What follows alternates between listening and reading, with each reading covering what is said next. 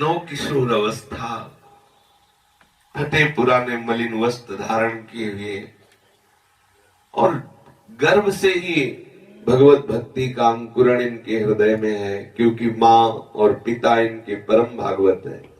ब्राह्मण कुल में जन्म हुआ इनका।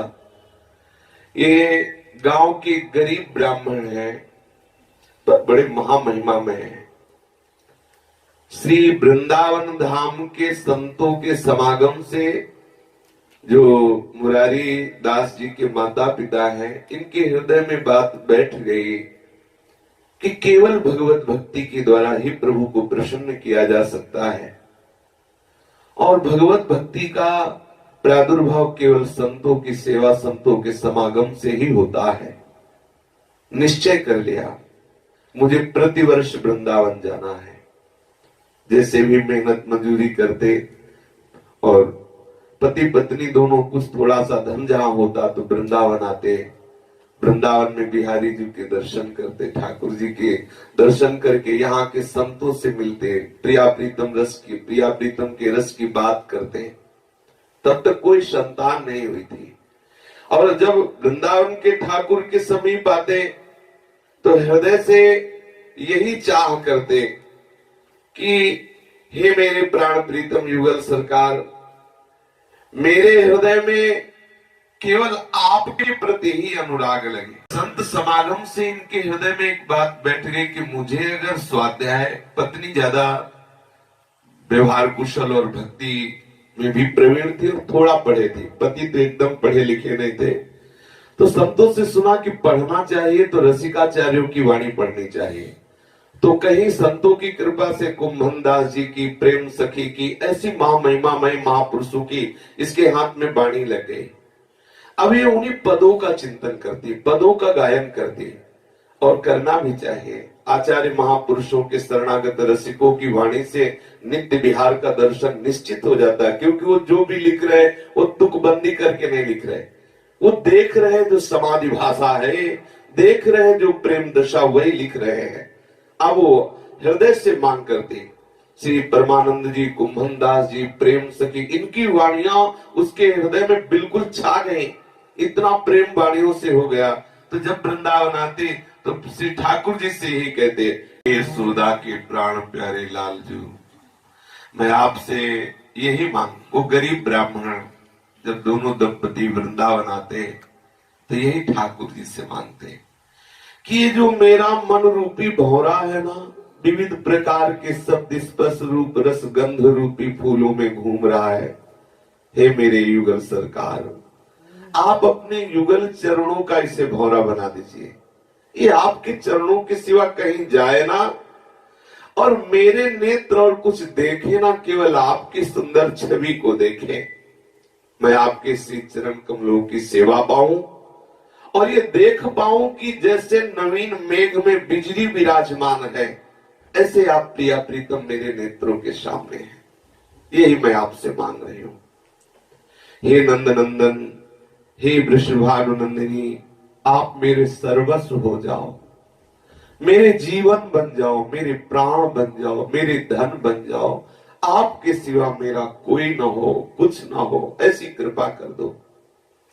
मैं ब्रज का वास पाऊं, नित्य यमुना जल का आचमन करूं और श्री परमानंद जी की वाणी है और मैं श्री वल्लभ जी के दासों का दास बन जाऊं। हे करुणा में मैं आपकी रोज जूठन पाऊं, अर्थात महाप्रसाद पाऊं और आठों पहर आपका ही यश गान करूं और सदैव आपके दासी और दासों के बीच में ही रहूं। बस इतनी कृपा कर दो, मैं और कुछ नहीं चाहती। वो दंपति आते श्री वृंदावन में, संतों के दर्शन करते और प्रार्थना करते। जो संत भ्रमण करते हैं उनसे प्रार्थना करते, कभी हमारे घर भी पधारना। उनको बता देते कि अमुक स्थान पर हमारा घर, कभी आओ, कृपा करके हमारे घर आओ। तो संत भगवान बड़े कृपालु होते हैं। चलते फिरते मूर्तिमान प्रयागराज तीर्थ ही है, ये चलते फिरते तीर्थ है।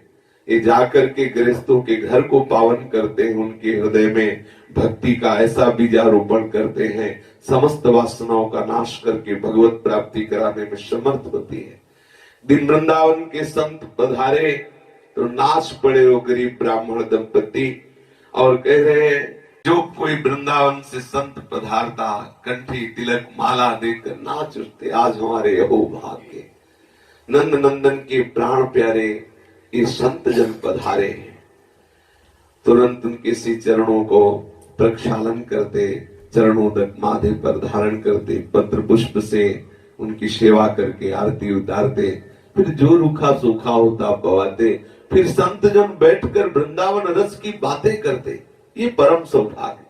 दोनों दंपति चरणों में बैठते और संत जन मधुर मधुर वाणी से श्री प्रिया प्रीतम की वार्ता, हृदय आनंद से झूम उठता।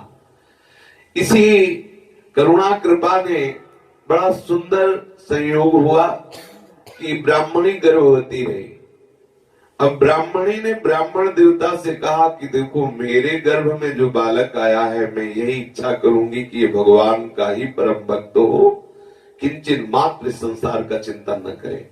इसके लिए हम बार बार कई बार धाम जाएंगे जब तक ये गर्भ प्रसव रूप में प्रकट होकर बालक रूप नहीं होगा। और अब हम आपसे कोई वार्ता नहीं करेंगे, केवल आप हमें भगवत चर्चा सुनाएंगे। मैं नियम पूर्वक रहूंगी जब तक ये गर्भ प्रकट नहीं होगा। रोज भगवत चर्चा सुनूंगी, रोज भगवान नाम कीर्तन घर में होगा, नाम जप होगा, इसके अलावा नहीं। क्योंकि मेरे हृदय की लालसा है कि भगवान का भक्त मेरे गर्भ से प्रकट हो, और ऐसा होगा भी। जिसके माता पिता भक्त हैं, भगवत अनुराग की याचना करते हैं, उनके गर्भ से प्रायः भगवान के भक्त ही प्रकट हुआ करते हैं। ऐसा ही संयोग हुआ। भगवत कृपा से बालक जो प्रकट हुआ तो ऐसा लग रहा था कि साक्षात मुरारी ही पधारे हैं, बाल गोविंद ही पधारे हैं। माताजी ने हृदय में प्यार भरकर उनका नाम मुरारी दास रखा, जो यहां से प्रारंभ हुआ कि ये पद गा रहे थे, हो रसिया मैं शरण तिहारी। ये माँ की कृपा है इनकी माँ परम भक्ता थी। बस गोद में लेकर के जब बालक को श्री कृष्ण लीला संबंधी परमानंद दास जी के पद, प्रेम सखी जी के पद, कुंभन दास जी के पद, सूरदास जी के पद, बस यही सुनाती रहती। कभी उसने पढ़ने के लिए नहीं कहा, बस केवल पद सुनाती, दुग्ध पान कराती, साथ में ही बैठ करके अगर खेल खिलाती तो बहुत से चित्रपट ठाकुर जी के वृंदावन के ले गई थी। बताती ये राधा है, ये कृष्ण है, इन्हीं के साथ ऐसे खेलना। कोई अन्य संस्कार नहीं, किसी अन्य बच्चे से न मिलने देती, अपने पास ही बैठालती, भगवत पूजा करती, भगवत प्रसाद पवाती, भगवत नाम कीर्तन कर। बालक के संस्कार महाभक्ति से युक्त हो गए। छोटा सा बालक जब घुटनों के बल चलता तो सुंदर मोर पंख बांध देती, वृंदावन से पोशाक ले गई थी, सीधे बिल्कुल गोपाल जी सजाती और उसके चरणों में नूपुर बांधती, ताली बजा के कीर्तन करती, प्रेम मगन हो जाती। माता को लगता साक्षात भगवान श्री कृष्ण हमारे घर पधारे। बाल गोपाल के दर्शन करती, नाच उठती। अब ये मुरारी दास जी, इसीलिए नाम रखा मुरारी दास, क्योंकि मुरारी की कृपा से आए हैं। तो मुरारी दास जी जब धीरे धीरे लड़खड़ा के चलने लगे तो आसपास के घरों के लोग देख करके एकदम आश्चर्यचकित हो जाते, क्योंकि जिसके हृदय में भगवत भक्ति होती है उसमें एक विशेष भागवतिक आकर्षण होता है। देवी संपदा भागवतिक शक्ति का एक लक्षण होता है कि एक सबके चित्त का आकर्षण होता है, सब उससे आसक्त होने लगते हैं। कोई भी हो, एकांत में भी, पीछे से भी वो नमस्कार उसको करता है, सर झुक जाता है, क्योंकि भागवतिक सद्गुण से युक्त होता है। कोई भी हो, सबका सर झुकने लगेगा उसके सामने, जिसके हृदय में भगवान की प्रेममयी भक्ति का प्रादुर्भाव होता है। अब चार आसपास के घर के लोग एकत्रित तो होते, देखते और वार्ता करते कि देखो, अगर इस गरीब ब्राह्मण के पास धन होता तो कितनी सुख सुविधा से बालक पलता, लेकिन ये तो इतना सुंदर है और इतना स्वस्थ है ऐसी गरीबी में। क्योंकि ये ब्राह्मण दंपति धन से गरीब थे, लेकिन इनके पास वास्तविक धन था प्रियालाल का नाम, प्रियालाल का यश। नाम और यश से अंतःकरण पवित्र होता है, पवित्र अंतःकरण प्रसन्न रहता है, और प्रसन्नता स्वस्थता का प्रधान लक्षण है। खूब खान पान हो और जलता रहे तो स्वस्थ नहीं माना जाता। जो प्रसन्न होता, प्रसन्न वही होगा जो भगवत संबंध से युक्त होगा। पर ये महापुरुषों की ऐसी कुछ लीला होती कि ज्यादा दिन ये आनंद चलता नहीं है। लौकिक आनंद, महापुरुषों के जीवन में प्रतिकूलता और विषमता छा जाती है। कुछ ही दिन हुए, अभी ये धीरे धीरे चल पाते थे, दरवाजे के बाहर ही आ पाते थे कि पिता पधार गए। सोचो, कोई जमीन नहीं, कोई बाहर से धन की आय नहीं, और मेहनत मजदूरी करके वो अपने परिवार का पोषण करने वाला जो ब्राह्मण था वो भी पधार गया। अब तो एक दाने के लिए परेशानी हो गई। छोटा सा बालक है और वो ब्राह्मणी भक्ता अपने बालक को जैसे तैसे भरण पोषण करने लगी। अब ये 8 वर्ष के ही हुए कि भगवान की और बड़ी कृपा हुई, माता पधार गई। माता पधार, एकदम 8 वर्ष का अकेला बालक। जिस समय माता का शरीर छूट रहा था, ये समीप बैठे हुए थे और माता बालक की तरफ देखकर मुस्कुरा रही थी। 8 वर्ष के थे। गोद में ऐसे लेने की चेष्टा करके हृदय से लगा के कहा कि बेटा, मैं जा रही हूं भगवान के धाम में, लेकिन मैं निराश नहीं हूं, मैं दुखी नहीं हूं, क्योंकि मैं जानती हूं कि गर्भ से अभी तक मैंने जो तुम्हारे हृदय में भक्ति का रोपण किया है, वो भक्ति तुम्हें निश्चित भगवान के सानिध्य का अनुभव कराएगी। और मैंने तुम्हें भगवान को अर्पित कर दिया है। भगवान सारे विश्व का भरण पोषण करते, तुम्हारा भी करेंगे। तुम ऐसा मत समझना कि मेरी माँ चली गई। आज से तुम्हारे माँ और तुम्हारे पिता, तुम्हारे मित्र, तुम्हारे सब कुछ भगवान है, श्री कृष्ण ही है, दूसरा कोई नहीं है। तुम ऐसा समझ लो। मैं बहुत प्रसन्न हूं क्योंकि मैंने प्रेम बेली तुम्हारे हृदय में बो दी है, जो जीवन का परम लाभ है। ऐसा कह करके भगवत स्मरण करते हुए उस माता का शरीर पूरा हुआ, वो परम धाम की अधिकारिणी हुई। अब अभी ये 8 वर्ष के ही हैं, गांव का कोई इनको भोजन देने के लिए तैयार नहीं है। लगा कि ये बड़ा अभागी है, बड़ा विचित्र संसार है। ऐसा गोस्वामी तुलसीदास जी के साथ भी हुआ। जब मां पधार गई तो दासी जो थी वो सेवा में बालक को, पिता तो पहले से ही नाराज हो गया कि ऐसा भागा पुत्र जिसके प्रकट होते ही पत्नी चली गई हमारी, हमें नहीं चाहिए पुत्र। तो दासी भी कुछ दिन में पधार गई। तो सबको ये भय हुआ कि इतना सुकुनी अभागा बालक है कि इसे जो भी भोजन देगा उसकी हानि हो जाएगी। गोस्वामी तुलसीदास जी को कोई भोजन नहीं देता। छोटा सा बालक दरवाजे पे खड़ा होता कि कोई रोटी दे दो, कोई रोटी देने वाला नहीं। ये बड़ी विचित्र लीला होती महापुरुषों के जीवन में। अब जब घर के पिता पधार गए, मां पधार गई, कुछ है नहीं, केवल खाली हुई मिट्टी की पोती हुई दीवाले, इनके हृदय में हरिचरणारविंद का अनुराग मां की कृपा से आया, क्योंकि मां परम भक्ता थी और गर्भ से ही मां की कृपा। बालक को कभी लोरी नहीं सुनाई, कभी पढ़ने के लिए नहीं भेजा, कभी किसी बालक मित्र से खेलने के लिए आदेश नहीं दिया। हर समय वही श्री कृष्ण की छवियों के बीच में श्री कृष्ण की लीला गायन, श्री कृष्ण के नाम जब बार बार माता उनको यही समझाती, एकमात्र भगवत भक्ति ही सर्वश्रेष्ठ है। श्री मुरारी दास जी उसी अवस्था में इस एकांत खंडहर में बैठते थे आकर के।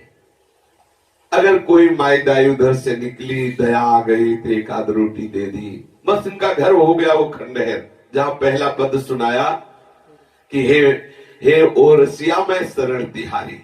वही एकांत में प्रभु को पुकारते और वही एकांत में बैठ करके जप करते रहते। इनकी अवस्था 10 वर्ष की हो गई।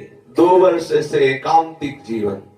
अब तो 1 दिन हो 2 दिन हो, वहां से लोगों का जो आना जाना था वो कोई अब ध्यान ही नहीं देता। फटे पुराने मलिन वस्त्र है, 10 वर्ष का बालक है और कई दिनों से आज भोजन नहीं मिला। कोई भोजन दिया नहीं, कहीं जाते नहीं थे, बालक ही थे। जब कई दिन हो गए इनको भोजन नहीं मिला, ये विकल हो गए, कुछ खाने को नहीं मिला, किसी से कोई मित्रता नहीं, कोई रिश्तेदार नहीं, कोई माता पिता नहीं, एकमात्र श्री कृष्ण ही सब कुछ है।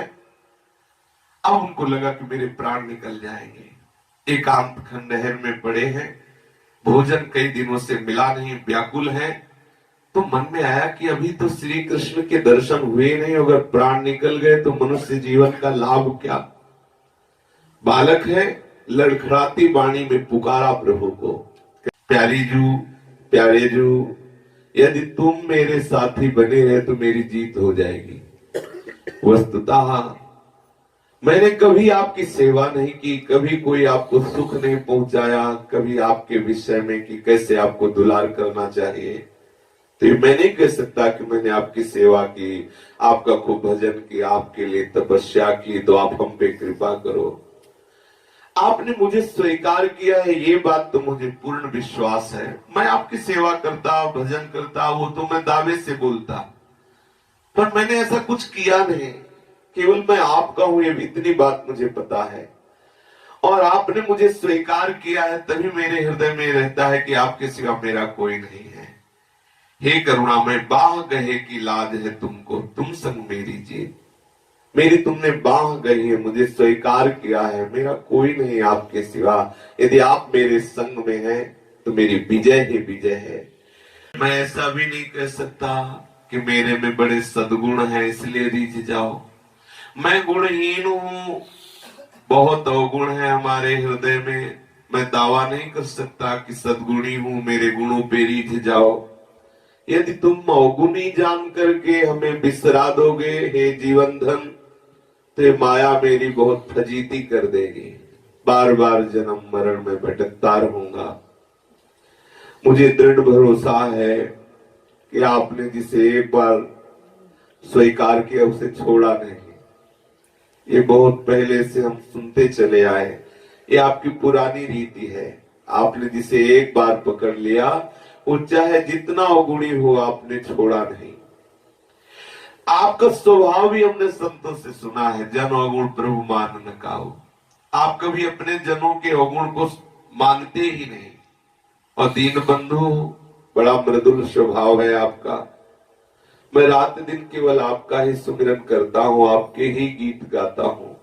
हे मेरे प्राण प्रीतम जीवन धन, मैं और कुछ नहीं जानता, केवल आपका ही भरोसा है। कई दिनों से भोजन नहीं मिला, आप देखो कई दिन भूखे रह के देखो दशा कैसी होती है। कोई है नहीं, माता पिता पधार गए, कोई बोलता नहीं। जब हाल हाल में माता पधारी थी तो किसी किसी माई दाई को दया आ जाती थी, एक आध रोटी दे देती थी। कैसा देखो भक्तों का कैसा जीवन होता है, उसी खंडहर में पड़े पड़े भगवत स्मरण करते। कई दिन से भोजन नहीं मिला, लड़खड़ाती वाणी में बस अंदर से यही आया कि अब तो शरीर छूट जाएगा। और प्रीतम के दर्शन भारी विकलता हृदय, प्राण छटपटा पड़े, आंसुओं की झड़ी लग गई। बहुत करुणा स्वर में केवल इतना ही बार बार इस पद का निकल पाता कि तजी हो न मोहन प्रीति। हे मोहन, मेरे प्यार को छोड़ मत देना, यद्यपि मेरा इतना प्यार समर्थ नहीं कि आप मेरे सामने आओ। देखो पुकार में बहुत बड़ी सामर्थ है। वो व्याकुल होके आंसू की धार बह रही थी। अब थोड़ी देर के लिए अपने चित्त को उस स्थिति में ले जाओ। एक अनाथ बालक है, 10-12 वर्ष की अवस्था है, फटे पुराने कपड़े हैं, कोई पूछता नहीं है, भोजन भी नहीं कई दिनों से मिला है। और माँ ने जो सिखाया है भगवान से प्रेम, वो कभी आए नहीं, आज तक सामने नहीं आए। प्राण निकलने को हो रहे, इतना कष्ट हो रहा है, बच्चा इतना ना प्रभु को पुकार। कितनी दैन्य अवस्था है, कितनी महामहिमामयी अवस्था है। ये है हमारे ठाकुर की कृपा, पूर्ण अनंतता। जिसके हृदय में ऐसी विकलता हो, ऐसी अनन्यता हो, उसे भगवत साक्षात्कार न हो, ऐसे कैसे हो सकता है। उसी समय जब आंसुओं की झड़ी लगी हुई है, एकाएक उस खंडहर में प्रकाश होता है, दिव्य प्रकाश। और देखता है वो एक नौ किशोरी और साथ में एक सखी, सुंदर भोजन की थाल और एक जलझारी पास में ली हुई सखी है, और 9 किशोरी श्री स्वामिनी जू, श्री किशोरी जू समीप पहुंच गई। वो बालक देख रहा है इतनी सुंदरता की समुद्र लाडली जू, सब भूल गया। जो कई दिनों का भूखा एक अंदर से था कि मेरा कोई नहीं, पता नहीं प्रभु मिले, सब भूल गया। प्यारी जी को देखते ही अपार आनंद, अपार शीतलता। और प्यारी जी की सखी पास में है, जगन मोहिनी, ऐसा महात्रैलोक सुंदर स्वरूप, और व्यंजनों की थाल लिए हुए जो स्वर्ण थाल है, और एक हाथ में शीतल जलधारी लिए सेचरी समीप में है। श्री जी नजदीक गई और मुरारी दास के सर को ऐसे सहला रहे, दुलार करे। तुम ऐसा कभी मत समझना कि तुम अनाथ हो। जो मेरा और मेरे प्रीतम का दास है वो अनाथ कैसे हो सकता है। देखो मैं आ गई, बस आंख खोले हुए देखता है, श्री स्वामी प्रेमामृत झरता रहता है प्यारी जू के श्री अंगों से। प्यारी जू सिर में उसके हाथ रख, सोचो कितना हो भाग्य। देखो इस स्थिति में होता है पूर्ण भगवत विलाप, कब मिलोगे प्राण प्यार, ये स्थिति। फिर प्यारी जो दूर थोड़ी है, प्यारे जो दूर थोड़ी है, प्यारी जो दुलार किया, इशारा किया सखी को भोजन पवाओ। सखी अपने कर कमल से ये कह के कि ये प्रिया प्रीतम का प्रसाद है, ओ महाअमृत में मुरारीदास बालक को सुंदर प्रसाद पवारी सखी। और प्रियाजू की प्रसादी जल की झारी से उनको जल पिलाया। प्रियाजू और प्रियाजू की सहचरी के दर्शन और वो अमृतमय प्रसाद, वो महाप्रेमामृत स्वरूप प्रसादी जल रूम रूम खड़ा हो रहा है। आनंद के अश्रु झर रहे, कुछ इंद्रिया काम ही नहीं कर रही, बुद्धि काम करना बंद कर दिया। ऐसा महासुख, हृदय एकदम आह्लाद से युक्त है। प्रियाजू ने अपने कर कमल से उसके सर को सहलाते हुए कहा, बेटा कभी ऐसा अनुभव मत करना कि मैं तुम्हारे समीप हूं, समीप नहीं हूं। मैं हर क्षण तुम, और जहां मैं हूं वही मेरा प्रीतम है। हम और प्रीतम सदैव तुम्हारे पास है। बस प्यारी जो इतना करके भोजन पवा के जल पिला करके और अंतर ध्यान हो गई। अब वो तो विकल हो गया कि इतना सुंदर आश्रय, इतना सुंदर दर्शन मिला और एकदम अचानक स्वप्न जैसा ये क्या हो गया। अब इतनी विकलता हुई कि मूर्छा आ गई। मूर्छा में वो देखता है मैं वृंदावन में हूँ, प्रिया प्रीतम के समीप हूँ, सहचरिया प्रिया प्रीतम की सेवा कर रही। एक बार प्यारी जू का साक्षात्कार हो जाए तो कभी ऐसा नहीं होता कि विस्मरण हो जाए। हर समय मन इंद्रिय बुद्धि सब भगवदाकार हो जाती है, सब भगवत स्वरूप हो जाती है। प्रातः काल हुआ, जब कुछ पक्षियों की चहचहाट हुई, आसपास से लोग निकलने लगे तो उस खंडहर में भी आवाज गई, तो उससे शुद्ध आई। अब तो बैठ करके घंटों दहाड़ मार के केवल रोना आ रहा है, कहां गई मेरी प्यारी जू, कहां गए प्यारे जू। दहाड़ मार के रोते तो लोग झांक के देख ले, अरे वही है मुरारीदास। कोई ये संसार बड़ा निर्दयी है, बड़ा निर्दयी। कोई समीप आके पूछने वाला नहीं है कि तुम क्यों रो रहे हो, क्या। सब अपने, वो पागल है, यहीं पड़ा रहता है खंडहर में, कोई देखता ही नहीं। अब जब धीरे धीरे इंद्रियां बाहर सुध ली, अर्थात उनको होश आया, तो अब बाहर रास्ते में निकलते हैं, जिसे देखते हैं वही प्रिया प्रीतम दिखाई देता है। चाहे वो चांडाल हो, चाहे शूद्र सपच हो, कोई भी हो, सबको साष्टांग दंडवत, सबको साष्टांग दंडवत। जो निकलता है अब तो पक्का हो गया कि पागल हो गया। वो जिधर देखते हैं, जिनको देखते हैं, बिल्कुल सबके चरणों में लौट जाते हैं, आनंदित होते हैं। मेरे प्रिया प्रीतम सबके चरणों में लौट रहे हैं। अब ये कई दिनों बराबर ऐसे ही बिना खाए पिए सबके चरणों में प्रणाम कर रहे हैं, जो उस गली से निकलता है। और भूख अब सता नहीं रही, क्योंकि प्यारी जू का जो प्रसाद मिला ना, तो जन्म जन्म की भूख मिट गई। अब वहां के जो जमींदार थे, छोटे छोटे राजा हुआ करते थे, उनके पास सूचना पहुंची कि ये तो बड़ा अधर्म का विषय है कि एक ब्राह्मण बालक है और सबको सपच को भंगी चाव, और गांव में इन बातों की ज्यादा मान्यताएं होती है। वो सबको दंडवत कर रहा है, इससे तो बड़ा अधर्म फैल जाएगा। तो उस जमींदार ने जाकर देखा तो वो जो भी सामने आवे साष्टांग दंडवत। इनको बुलाया, पकड़कर सामने बैठाला, तुम सबको दंडवत क्यों करते हो। उन्होंने कहा कि सब हमारे प्रभु ही है, दूसरा कोई। अरे बोले पागल हो गया है। कहा कि अगर कल से इस गांव में दिखाई दिए ना तो समझ लेना तुम्हें। डांट के भगा, एक खंडहर में पड़े रहते थे, वहां भी टिकने नहीं दिया। जमींदार ने आदेश कर दिया, अगर ये यहाँ गांव के आसपास भी कहीं दिखाई दे तो इसकी पिटाई करके भगा दिया जाए। जब ये निर्देश दिया, छोटा सा बालक है 10-12 वर्ष का, वहीं से ठान लिया, बड़ी कृपा, बड़ी कृपा। ये देखो भक्त का स्वरूप होता है, बड़ी कृपा। अब वो धीरे धीरे लोगों से पूछते हुए, किधर है वृंदावन, वृंदावन किधर है। लोगों से पूछते, लोग बता देते इधर से जाओ। अब कहा छत्तीसगढ़, मध्य प्रदेश और कहा वृंदावन, पर कोई न कोई भगवत प्रेरित होकर बता देता ऐसे जाना है। महीनों लग गए, श्रीधाम वृंदावन में आया और हृदय में अपार सुख है, अपार सुख। वृंदावन की एक अद्भुत महिमा है कि जो वृंदावन का दर्शन, वृंदावन का वास, वृंदावन का आश्रय ले लेता है, बिना किसी अन्य साधना के भी उसके हृदय में सहचरी भाव का प्रादुर्भाव हो जाता है। ये वृंदावन की कई बार चर्चा हुई है। वृंदावन की रज का सेवन हो, रसिकों का संग हो, बिना प्रयास के सब अभिमान नष्ट हो जाएगा। विद्या रूप महत्व कुल धन यौवन अभिमान, ये सब बिना प्रयास के, बिना किसी साधना के, धाम की कृपा से जो अभिमान जन्म मरण का हेतु है, संसत मूल सूल प्रद नाना सकल शोकदायक अभिमाना, श्री वृंदावन धाम से जो अपनापन कर लेता है, रजरानी का सेवन करता है, वृंदावन ही हमारा प्राण धन ऐसा मान लेता है, तो धाम की कृपा से संपूर्ण अहंकार का नाश हो जाता है। और धाम की कृपा से महापुरुषों का संग होता है, इसलिए विषयी पुरुषों का संग बिल्कुल छूट जाता है।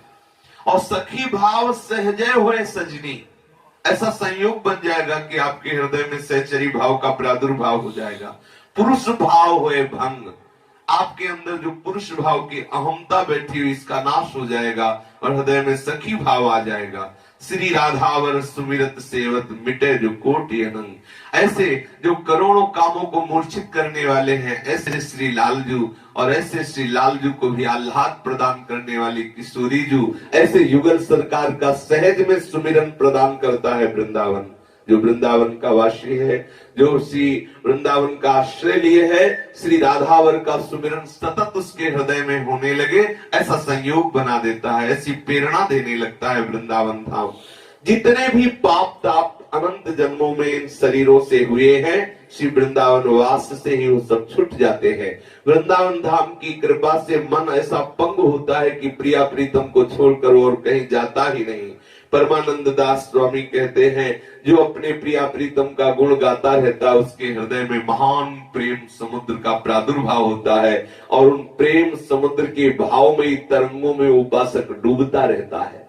ऐसे वृंदावन धाम में श्री मुरारी दास जी का आगमन हुआ। महीनों चल करके श्री वृंदावन धाम आए। अब उनके हृदय में एक बात है कि वो वृंदावन जहां हमें छत्तीसगढ़ में दर्शन हुए, जिस लताओं के मध्य से आती हुई प्यारी जू, वो वृंदावन कहाँ है? पूछते हैं। वृंदावन बोले यही वृंदावन। वो प्राण अपना मन सर्वस्व उन नेत्रों पर वारता हूं जो नेत्र करुणा करके हमें छत्तीसगढ़ में आके दर्शन दिए। कहाँ है वो वृंदावन? कहाँ वो प्यारी जू है जो करुणा करके हमें दर्शन दिए? मैं कैसे उन कुंज नंदों को देखूं जहां मेरे गौर श्याम लीला कर रहे हैं। मैं अपना सर्वस्व न्योछावर करना चाहता हूं, अर्थात मैं शरीर अगर ये उस देश में पहुंचने में बाधक है तो मैं अभी छोड़ना चाहता हूं। मुझे दिखाई दे कहां कुंज नंदों से प्रिया लाल दिखाई देते हैं, कहां कैसी लीला हो रही। बड़ी तड़पन हुई वृंदावन आकर के। अपनी टहल मुझे क्यों नहीं दे रही प्यारी जू? कह रही थी मैं सदैव तुम्हारे पास हूं। कहाँ है प्यारी जू? प्यारी जू मुझे आप अपना संग दीजिए, अपनी सेवा दीजिए। प्यारी जू करुणा करो, मैं शोक सागर में डूब रहा हूं। यही हमारे जीवन का लाभ होगा। हमारे भजन की यही सबसे परम सिद्धि होगी कि मैं आपके चरणों के समीप, अब मुझे नहीं रहना, मुझे आपके समीप रहना। विकल हो गए मुरारी दास जी, विकल है। श्री यमुना जी के समीप एकांत में बैठे हुए रो रहे हैं। ये जो रोना है ना, ये बहुत आनंदमय है। कोई ऐसा न समझे कि जब कोई प्रेमी रो रहा है तो बहुत कष्ट में है। ब्रह्मा को भी वो सुख नहीं है जो भगवत प्रेमी उपासक को है, जो प्रभु के लिए तड़पा है, प्रभु के लिए रोया है। उसके जैसा सुख केवल वैसा ही उपासक जानता है, दूसरा कोई नहीं जान सकता। ये अगोचर बात है, ये वाणी की सामर्थ्य के परे की बात है कि उपासक को कितना सुख मिलता है जो प्रभु के लिए रोता है। हम तो प्रार्थना करते हैं कि अमूल्य धन किसी और को मत देना, अर्थात कहीं परिवार आदि के वियोग में मत रोना, शरीर को कितना भी कष्ट हो मत रोना। ये आंसुओं की, अमूल्य धन की, अमूल्य संपत्ति की भेंट केवल प्यारी प्यारे को देना, केवल श्यामा श्याम को सच्ची मानना, ये प्रार्थना है, इसी से रिझते हैं। और कोई धन हमारे प्रिया प्रीतम को नहीं चाहिए, तुम्हारे आंसू रूपी धन चाहिए। यदि आंसू रूपी धन नहीं तो तुम्हारे जितना धन है आग लगे वो किस काम का। अगर हृदय में तुम्हारे प्रिया प्रीतम के प्रति अपनापन होगा तो रोना आ ही जाएगा, क्योंकि हम किसी योग्य नहीं और हम मिलना चाहते हैं प्रिया प्रीतम से, कैसे मिले। अब यमुना जी के समीप बैठ करके मुरारी दास जी अश्रु प्रवाहित करते हुए, आनंद है उस उपासक को जो एकांत में बैठा हुआ प्यारे और प्यारी का चिंतन करके रो रहा है। अहो भाग्य, अहो भाग्य, इससे बढ़कर कोई सिद्धावस्था नहीं। हमें और कोई सिद्धि नहीं चाहिए, और सिद्धियां तो सब फंसाने वाली हैं। हमारे मानस पटल पर हमारे प्रीतम हो और उनकी याद में डूबकर हम रो रहे हो, और ये हमें सुध ना हो कि हम रो रहे हैं। सोचो कितनी सुंदर महामहिमामय स्थिति है। ललचाते हैं बड़े बड़े उपासक की सिद्धि के लिए, और ये वृंदावन रजरानी कृपा कर देती है। भक्ति महारानी की कृपा से बहुत जल्दी ये लाभ प्राप्त हो जाता है। यमुना किनारे बैठे सोच रहे हैं वही वृंदावन है जहाँ प्रिया प्रीतम क्रीड़ा करते हैं, मुझे दिखाई क्यों नहीं दे रहे। बोले बार बार ये वही लताएं हैं, ये वही द्रुम है, ये वही बेली है जिनके मध्य से प्रिया प्रीतम सुंदर सुंदर अद्भुत अद्भुत रसमयी चेष्टा करते हुए निकलते हैं। कहाँ है, मुझे दिखाई नहीं देते। मैंने तो सोचा था वृंदावन जाएंगे, वो कहेंगे आओ आओ, मुझे हृदय से लगा लेंगे। हाय, हृदय फट रहा है। बार बार विकल होकर के अश्रु प्रवाह करते हैं, दौड़ते हैं, देखते हैं लताओं की तरफ, किधर प्रिया प्रीतम है। हे हरि, अब आपके बिना मुझसे नहीं जिया जा रहा। हे कमल नयन, हे घनश्याम, हे मनोहर श्याम सुंदर, अब आपके बिना नहीं रहा जा सकता। बार बार वही मूर्ति मेरे हृदय में आ रहे। हे प्रियाजू, हे लालजू, आप मुझसे कब मिलोगे, कैसे मिलोगे, क्या करूं, अब जिया नहीं जा रहा। प्रभु आप मिलो, नहीं तो निश्चित मेरे प्राण निकलने वाले हैं। ऐसे भाव में विरह में विकल हो रहे। देखा यमुना किनारे गलबहिया दिए हुए प्रिया प्रीतम आ रहे। आहा, अद्भुत आनंद, नाच पड़े वही मोहिनी मूरत श्याम सुंदर की, वही मोहिनी मूरत प्रियाजू की। बस तत्काल रोना बंद हुआ, चिल्ला चिल्ला करके सुंदर गान करके नाचने लगे। अब वो नाचते नाचते कभी चरण रज में लौटते हैं, फिर कभी वो जो युगल सरकार की शोभा वो अंतर ध्यान हो जाती, फिर शांत होकर के बैठ जाते, फिर रोने लगते, फिर नाचते। जो वृंदावनवासी निकलते हैं वो देखते हैं कि पागल है, मलिन फटे पुराने वस्त्र है, और इनकी अब यही दशा। कभी सुंदर झांकियां थी, प्रिया प्रीतम आ रहे, नाचने लगते हैं, चीख चीख कर नाचने लगते हैं। कभी देखा कि वो तो चले गए, हमसे बात भी नहीं की, तो चीख चीख कर रोने लगे। बार बार जो भी वहां से ब्रजवासी निकलता है उसकी चरण रेणु लेते, माथे पे लगाते हैं। प्राय सब यही समझते हैं पागल है। वृंदावन की रज को बार बार अपने शरीर पे लगाते हैं, माथे पे लगाते हैं, और हृदय से कहते ब्रह्मा शंकर इंद्रादि जिस चरण की वंदना करते हैं। अहो भाग्य, मुझे ये श्री चरणों का चंदन मिला। इस चरणों की रज से अद्भुत प्रियालाल की लीलाओं का दर्शन सहज में होने लगता है। आप विश्वास कीजिए, यदि आप बाल विनोद देखना चाहते तो बाल विनोद लीला में आपका प्रवेश हो जाएगा। यदि आप राधावर की निकुंज लीला देखना चाहते तो निकुंज लीला में प्रवेश हो जाएगा। ये योगियों के मन का आह्लाद, साक्षात प्रिया प्रीतम के श्री चरणों की अद्भुत शीतलता, अद्भुत महामहिमामयी वो सिद्धि कि आप इन्हीं नेत्रों से प्रिया प्रीतम को देख सके, ये वृंदावन की रज है। वृंदावन की रज में बार बार लौटते, आह्लादित हो जाते। कभी ऐसा ध्यान आता कि हमें तो प्रिया प्रीतम मिले ही नहीं, ये भाव दशा, तो जोर जोर से कहने लगते कि अरे माई हरि प्रीतम परदेश, माई हरि प्रीतम परदेश। कोई भी ब्रजवासी या ब्रज गोपी यमुना किनारे दिखाई दौड़ के जाते हैं। सुनो सुनो, हमारे प्रीतम का पता तुम्हें पता है? हमने सुना हमारा प्रीतम परदेश गए हैं।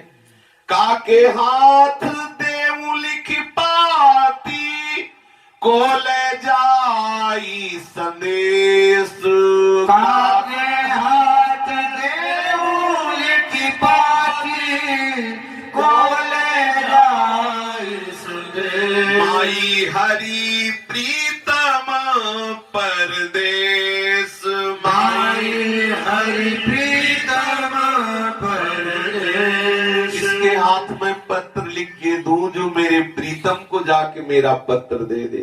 हाय मेरे प्रीतम मेरे पास नहीं, हमें लगता है परदेश चले गए। नींद न पड़े भूख नहीं लागे, अनुदिन सोच अपार। नींद न पड़े भूख नहीं लागे, अनुदिन सोच अपार। कहा करो कैसे मन राखो, कहा करो कैसे मन राखो। बिछुड़े नंद कुमार, बिछुड़े नंद कुमार। आई हरि प्रीतम परदेश माई। हरि प्रीतम परदेश। ले ले श्वास नयन जल भरी भरी, जीवत मिलन की आस। ले ले श्वास नयन जल भरी भरी, जीवति मिलन की आस। कैसे कहो दास परमानंद, विरह मनोभव त्रास। कैसे कहो दास परमानंद, विरह मनोभव त्रास। नींद नहीं आती, भूख नहीं लगती, रात दिन अपार सोच में डूबे हैं। कैसे प्रिया प्रीतम, कैसे मुझे निरंतर उनका सानिध्य मिले। कहा करूं, कैसे मन को समझाऊं, क्या करूं, प्रभु मुझसे बहुत दूर है। बड़ी बड़ी लंबी सांसें खींचते हैं, नेत्रों से अश्रु बहाते हैं, बस जी रहे हैं केवल मिलन की आस में। अवश्य प्रभु मिले, ये प्रेम की दशा होती है।